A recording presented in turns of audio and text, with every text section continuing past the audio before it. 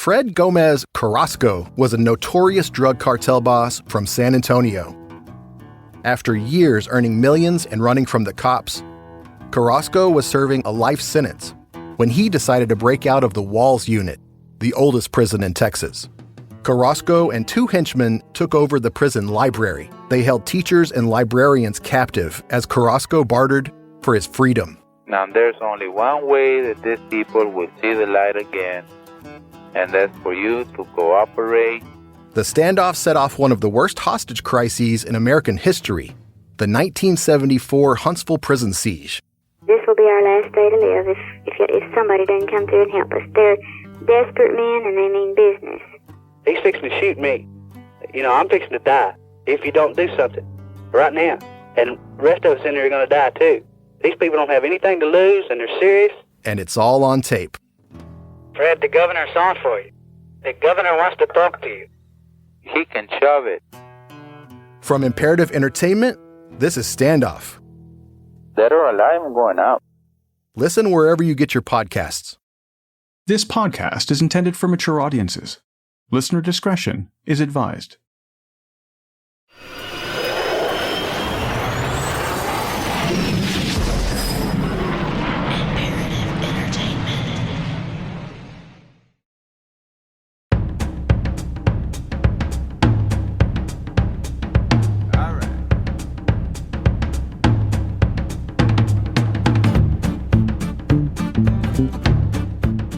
Hi everyone.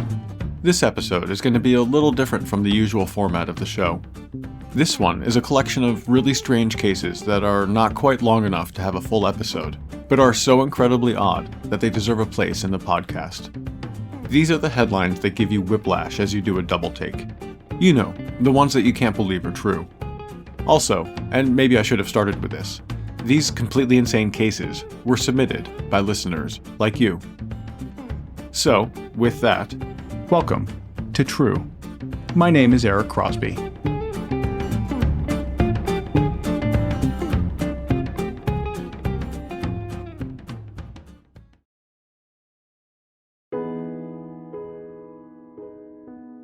This first story was sent in by a listener in Sarasota, Florida.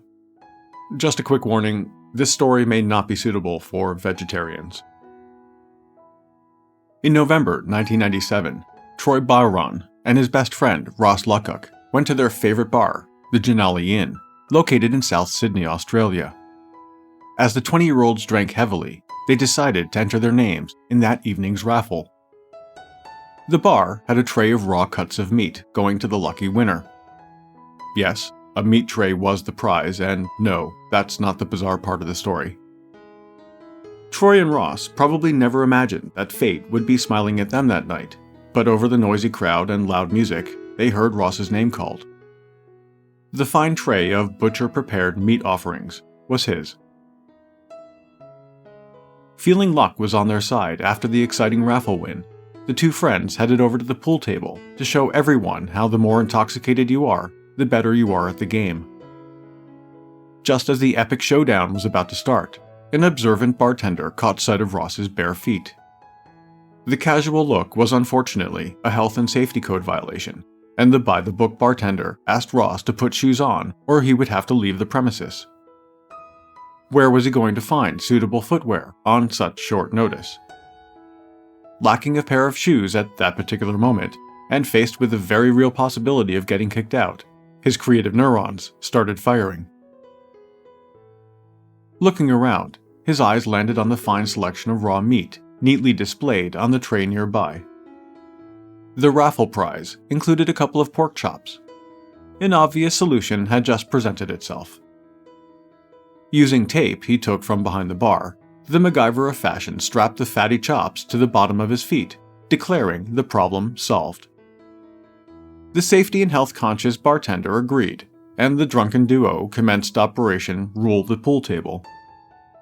But as is the natural cycle of fashion, the progressive pork sandals began to disintegrate, leaving a glossy trail of grease on the floor. It was only a matter of time before their stunning luck would turn to horror. No one in the bar that night could have imagined the consequences of slippery pork fat coating the tiled floor. And then it happened. As Troy lined up his shot during his turn at the pool table, his feet slipped from underneath him, and he hit the floor hard. His left arm was left fractured, and as he described the pain to hospital staff, doctors feared he would never be able to lift heavy items again. 20-year-old Troy, a professional upholsterer, was devastated when doctors later confirmed that his fabulous fabric career was over. The damage to his arm, they told him, might one day even require an elbow replacement. Facing the news like a champ, Troy hired a lawyer, no doubt from an ad on the side of a passing bus, and sued his former bestie and the Janali Inn. The crack legal team argued that Ross wore fatty pork chops on his feet, which created a slick surface causing their client to fall, inflicting a lifetime of chronic pain and suffering. They also argued that the bar had neglected its responsibility to ensure a clean and safe establishment, leading to grievous bodily injury. Oh, and that the bar should have stopped serving the heavily intoxicated pair earlier. In June 2002, an Australian court agreed that the bar was in fact liable for his injuries and ordered it to pay over $61,000 in damages. However, in a courtroom twist, the same judge sided with Ross, who now goes by Pork Chop Shoe Guy. In his statement, the judge said that Ross was too drunk to realize that he was wearing pork chop shoes and was not responsible for ensuring the safety of bar patrons. That was, of course, the responsibility of the bar. The court went a step farther and ordered Troy to pay for Ross's legal fees. Justice for Pork Chop Shoe Guy and his former best friend victim.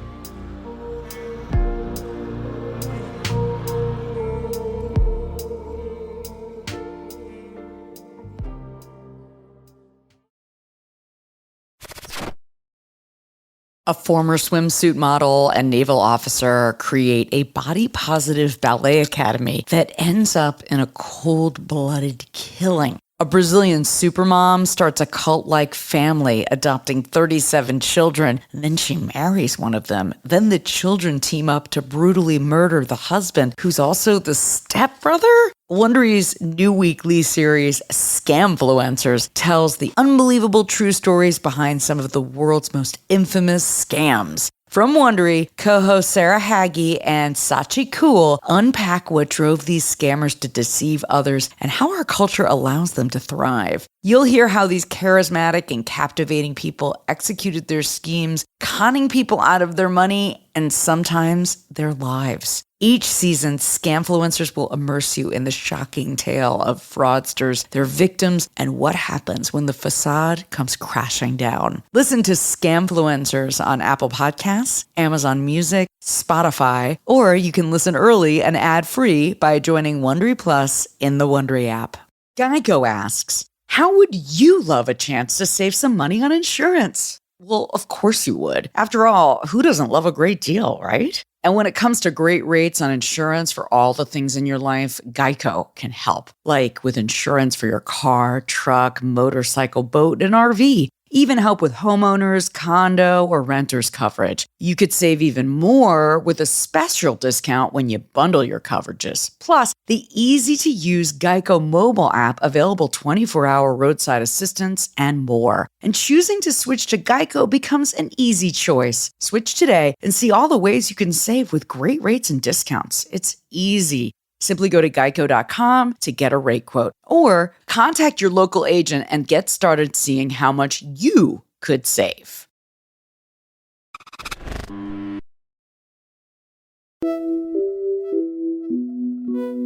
Thank you to a listener in Denver, Colorado for submitting this one. In June 2017, Italian police were called to a building located next to the famous St. Peter's Basilica in Rome.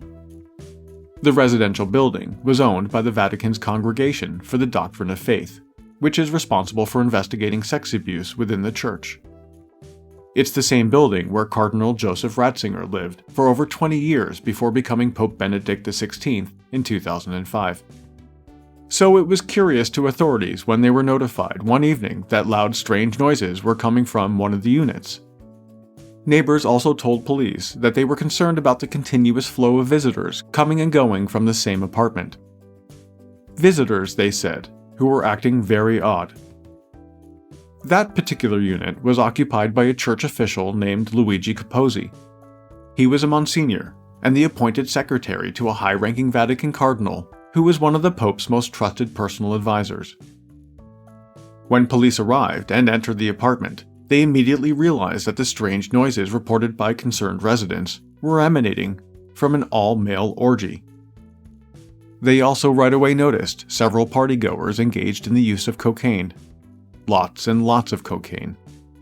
It turned out that Monsignor Capozzi had been operating a cocaine smuggling operation and had amassed a sizable inventory. Authorities investigating the case discovered that Capozzi had been using official Vatican cars to move the drugs. Similar to diplomatic government license plates, the cars and passengers in them had immunity from police inspections. When officers arrested the Monsignor on various drug-related offenses, they reported that he was so high that they had to take him to a medical clinic for several days of detox. This wasn't even the first time he was caught with drugs. According to reports, the Roman Catholic priest had overdosed not once, but twice before this incident. He had recently been recommended for a promotion from Monsignor to bishop, which may explain the drug-fueled orgy celebration at his apartment. But that move is most likely on hold for a while, as Luigi Capozzi is reportedly spending an undisclosed amount of time at a spiritual retreat somewhere in Italy. A Vatican cardinal was present at a drug-fueled gay orgy, and Pope Francis reportedly knows about it. Close papal advisor Cardinal Francesco Coco Palmerio was at the 2017 gathering at the apartment of his secretary, busted by Vatican police for his cocaine-fueled party.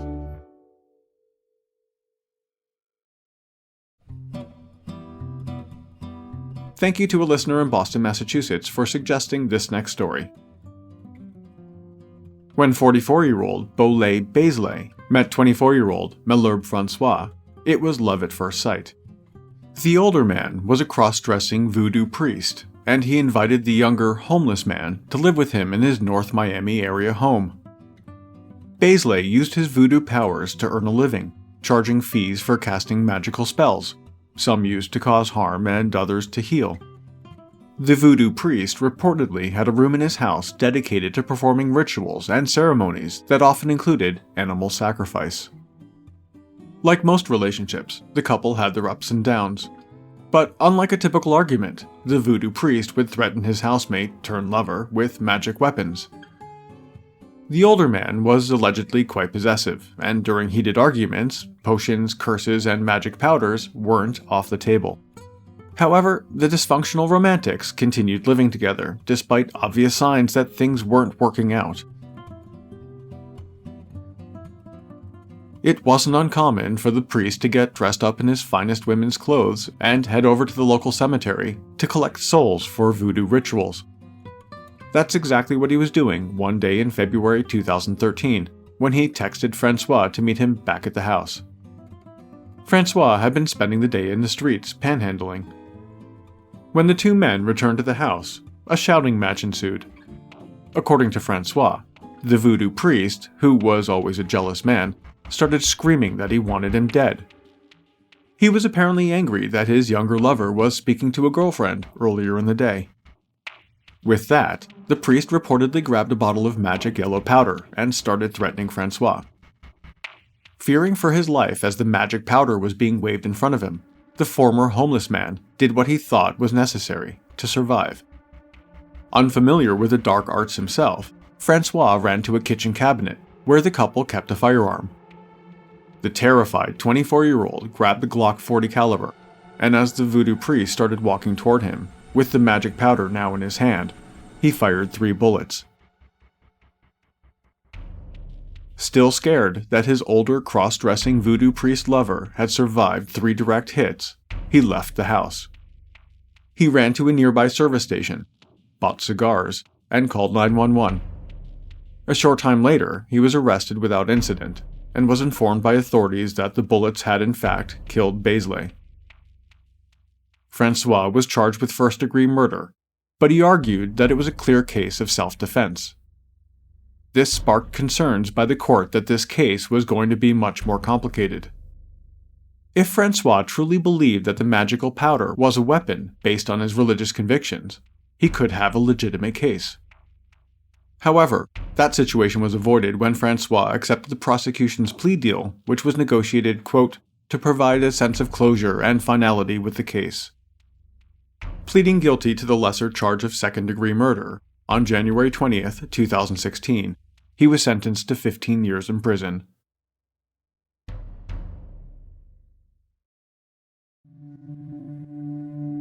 Thanks to a listener in Toronto, Ontario, for sending along this strange one. 21-year-old Jennifer Zumak was reported missing by her boyfriend, 22-year-old James Randall, on January 17, 1999. The couple lived with their young son in Orangeville, Ontario, about 50 miles northwest of Toronto. The young couple reportedly had difficulties with a relationship leading up to her disappearance. Randall had a temper and often lashed out, even once going as far as abducting their 5-week-old baby. That incident happened a couple of years earlier, in December 1997.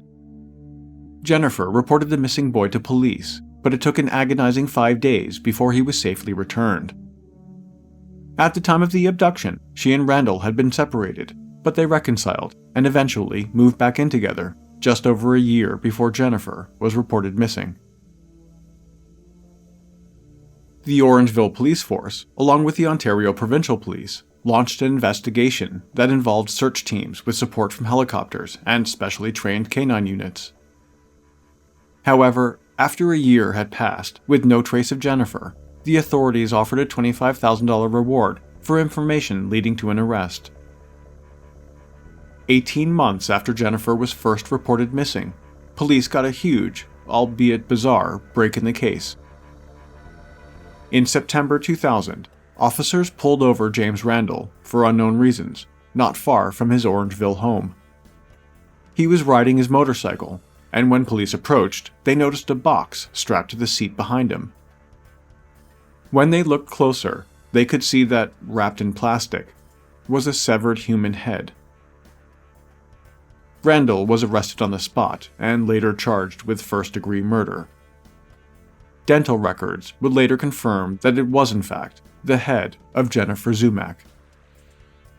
A week later, authorities were seen by residents searching a wooded area about 25 miles north of Orangeville. It took them 2 days, but they found a shallow grave with the headless remains of Jennifer Zumak.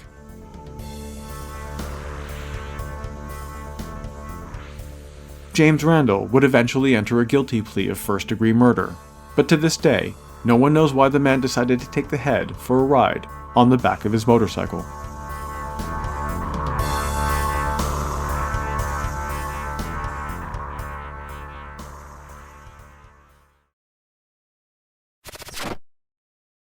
We all want love, that happily ever after feeling of finding your soulmate. What if someone not only claimed they could help you find that perfect partner, they guaranteed it? Jeff and Shalia, a young couple famous on YouTube, teach about twin flames, a deep romantic connection with your perfect ultimate partner in their videos.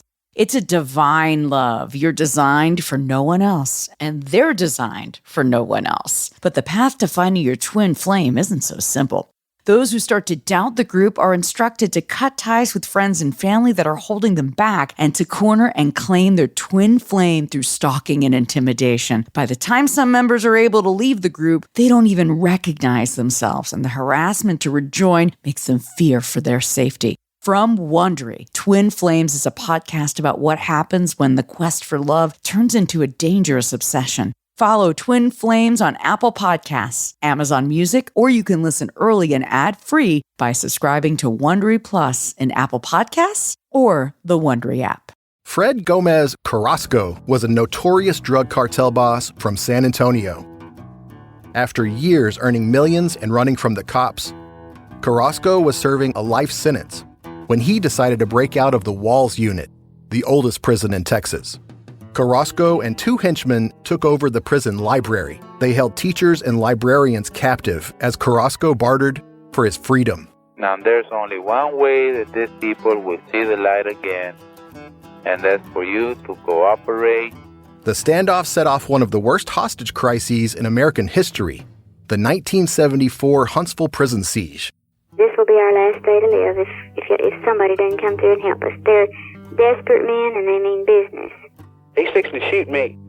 I'm fixing to die if you don't do something right now. And the rest of us in here are going to die too. These people don't have anything to lose and they're serious. And it's all on tape. Fred, the governor's on for you. The governor wants to talk to you. He can shove it. From Imperative Entertainment, this is Standoff. Dead or alive, I'm going out. Listen wherever you get your podcasts.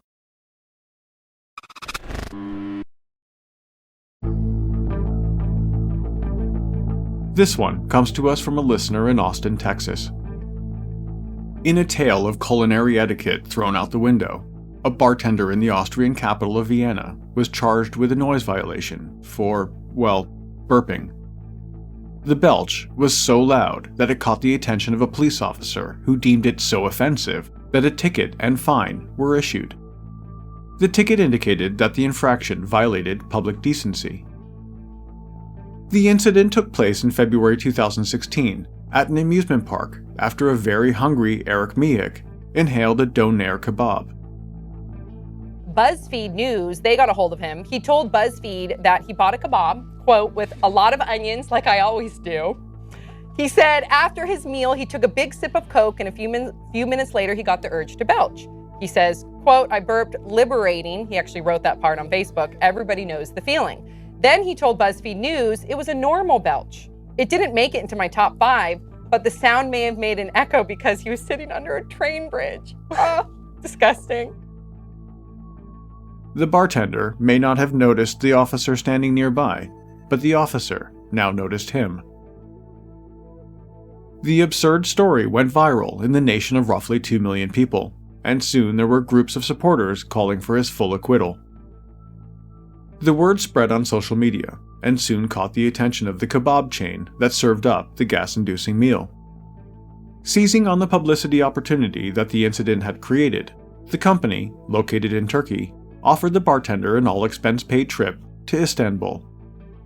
While there, the company's CEO went even farther by covering the $75 fine. It looks like the bartender continued to get the last burp, because in April of 2017, an Austrian Court of Appeals ruled that there was no evidence he unleashed the mother of all burps as an intentional affront to the officer. With this important precedent established, Austrians have embraced a nation free to belch as loudly in public as they see fit. Perhaps the rest of the world will one day follow their example.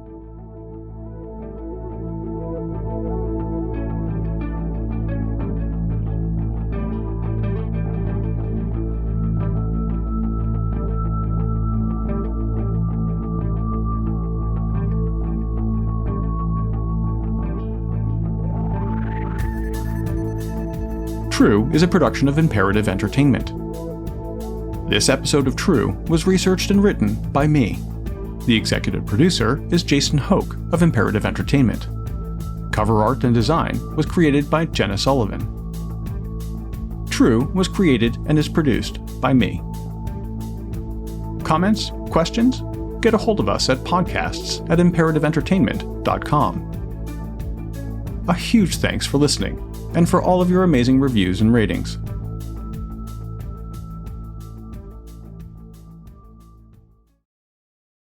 Fred Gomez Carrasco was a notorious drug cartel boss from San Antonio. After years earning millions and running from the cops, Carrasco was serving a life sentence when he decided to break out of the Walls Unit, the oldest prison in Texas. Carrasco and 2 henchmen took over the prison library. They held teachers and librarians captive as Carrasco bartered for his freedom. Now there's only one way that these people will see the light again, and that's for you to cooperate.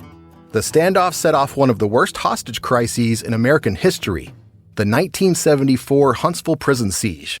This will be our last day to live if somebody doesn't come through and help us. They're desperate men and they mean business. He's fixing to shoot me.